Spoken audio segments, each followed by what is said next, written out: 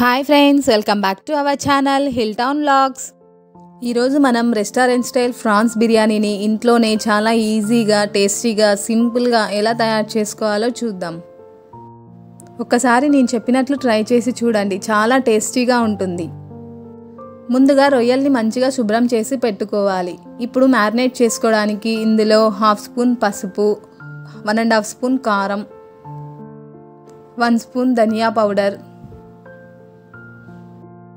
1/2 spoon చెక్క లవంగాల powder, రుచికి సరిపడా ఉప్పు, 1/2 స్పూన్ గరం మసాలా, 1/2 స్పూన్ బిర్యానీ మసాలా. ఇప్పుడు ఇందులో మనం బిర్యానీలో వేసుకునే షాజీరా, ఇలాచీ, పట్టా, చెక్క, లవంగం, బిర్యానీ ఆకు అన్నీ వేసుకోవాలి.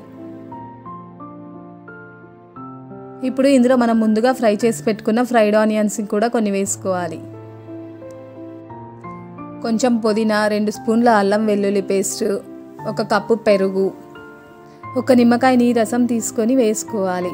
ఇప్పుడు ముందుగా ఫ్రై చేసి పెట్టుకున్న ఫ్రైడ్ ఆనియన్స్ ఆయిల్ని కూడా వేసుకొని మంచిగా కలుపుకొని ఒక 1/2 అవర్ మ్యారినేట్ చేసుకోవాలి.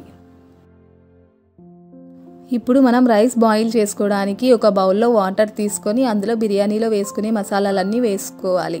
షాజీరా, ఇలాచీ, చెక్క, లవంగా, పట్టా, యాలుకలు, బిర్యానీ ఆకు వేసుకొని మరిగించుకోవాలి.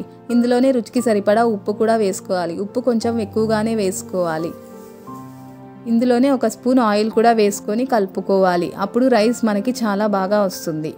ఇలా మనం వేసుకున్న ఫ్లేవర్స్ అన్నీ వాటర్లో దిగే వరకు బాయిల్ చేసుకోవాలి.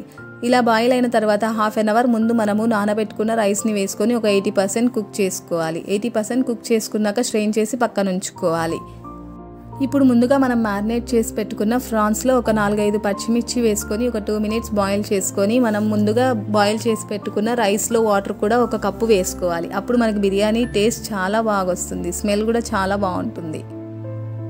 ఇలా ఒక 5 మినిట్స్ ఫ్రాన్స్ ఉడికిన తర్వాత ముందుగా మనం బాయిల్ చేసి పెట్టుకున్న రైస్ని వేసేసుకోవాలి.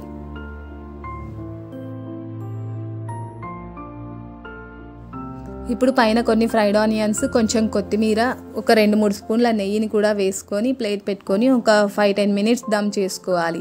స్టవ్ ఆపేసిన తర్వాత 10 మినిట్స్ ప్లేట్ తీయకూడదు, అలాగే ఉంచుకుంటే మనకి బిర్యానీ అనేది పర్ఫెక్ట్గా రెడీ అయిపోతుంది.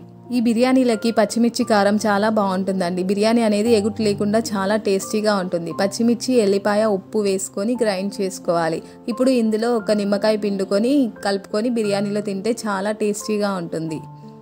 అంతే, చూసారు కదా, చాలా పర్ఫెక్ట్గా బిర్యానీ రెడీ అయిపోయింది. టేస్ట్ కూడా చాలా బాగుంటుంది. ఇలా బిర్యానీలోకి పచ్చిమిర్చి కారంని ఎంతమంది తింటారో ఒకసారి కామెంట్ చేయండి. ఒకసారి ట్రై చేసి కూడా చూడండి, చాలా బాగుంటుంది. మీకు కూడా ఈ డిష్ నచ్చినట్లయితే ప్లీజ్ లైక్, షేర్, సబ్స్క్రైబ్ చేయండి. Thank you for watching our video.